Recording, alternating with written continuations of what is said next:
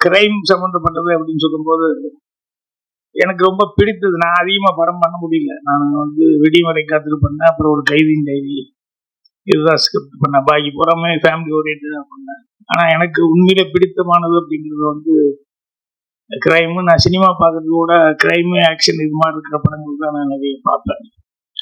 அது ரொம்ப லைக் பண்ணுவேன். ரொம்ப வருஷம் முன்னாடி சினிமாவுக்கு வந்த புதுசுல நான் பார்க்கல.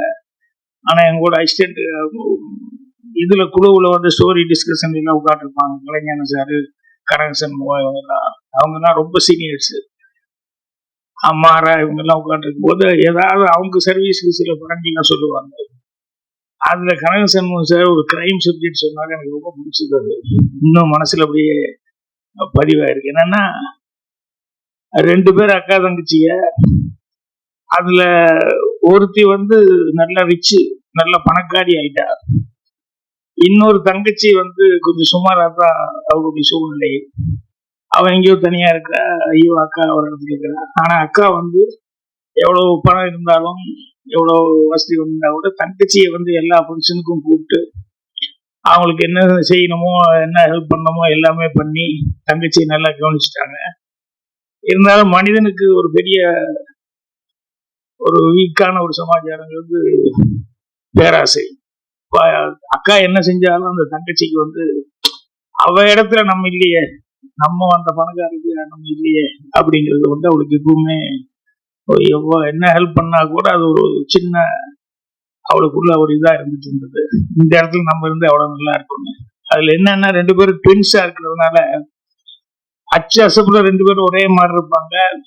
பேச்சு எல்லாமே ஒரே மாதிரி இருக்கும். வீட்டுல இருக்கிறவங்க ரிலேஷன் தடுமாறுவாங்க.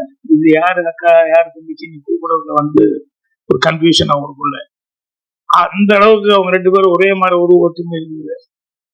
அப்பா அவளுக்கு ஒரு தப்பான ஒரு எண்ணம் வருது. அக்கா இல்லைன்னா நம்ம அந்த இடத்துல இருந்தோம்னா யார் நம்மளுக்கு கண்டுபிடிக்க முடியும் அப்படின்னு சொல்லிட்டு இவ வந்து அக்காவை ஏதாவது பண்ணிட்டு நம்ம அந்த இடத்துல வந்து உட்காந்துறோம்னு சொல்லிட்டு இந்த செக்ல கையெழுத்து போடுறது முதல் கொண்டு எல்லாமே வந்து அவ பிராக்டிஸ்ல வந்து எல்லாம் இருந்துட்டு எல்லாமே பக்காவா இருக்கு. யாருனாலையும் கண்டுபிடிக்க முடியாதுங்கிற அளவுக்கு.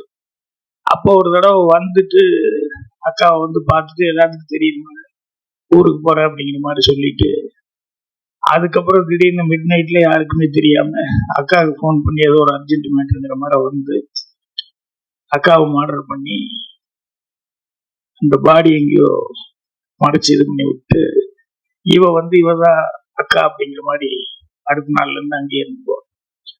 ஸோ யாருக்கும் எந்த சந்தேகம் வரல. அந்த அளவுக்கு வந்து அவ பக்காவா வந்து அக்கா மாதிரியே எல்லாமே பண்ணிட்டு இருப்பாங்க. அந்த மாதிரி எல்லாமே செக்கு கையெழுத்து போடுறது அது இது எல்லாத்துலயும் பர்ஃபெக்டா இருந்ததுனால யாருக்குமே எந்த சந்தேகம் வராது. அப்ப திடீர்னு ஒரு போலீஸ் ஆபீசர் வருவார்.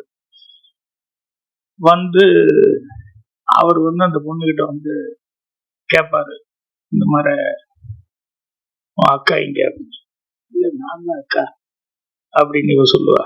இல்ல அக்கா எங்கன்னு சொல்லு அப்படின்னு சொல்லி கேட்டா, இல்ல நான் தான் அக்கா, அவனுக்கு என்ன சந்தேகம், எதுல சந்தேகம் அப்படின்னு. அப்படின்னா அப்போ ஒன்றும் இல்லை, ஒரு விஷயம் என்னன்னா உங்க அக்கா வந்து ஒருத்தர் கொலை பண்ணிட்டா, அதுக்கு எல்லா எவிடன்ஸ் இருக்கு, அதனால அக்காவை தான் தேடிட்டு வந்தேன் நான். அதனால நீ உட்காந்துருக்க, அதனால இப்போ 2 விஷயம். ஒண்ணு, நீ தான் அக்கான்னா அந்த கொலைக்கு எல்லா எவிடன்ஸ் இருக்கு, நீ அரெஸ்ட் ஆகிக்கோ, நீயே சரண்டர் ஆகிக்கோ. இல்ல நீ தங்கச்சி அப்படின்னா உங்க அக்கா இல்லை, அக்காவை என்ன பண்ண? ஸோ அக்கா கண்டிப்பா நீ கன்ஃபார்மா அவளை கொலை பண்ணிட்ட.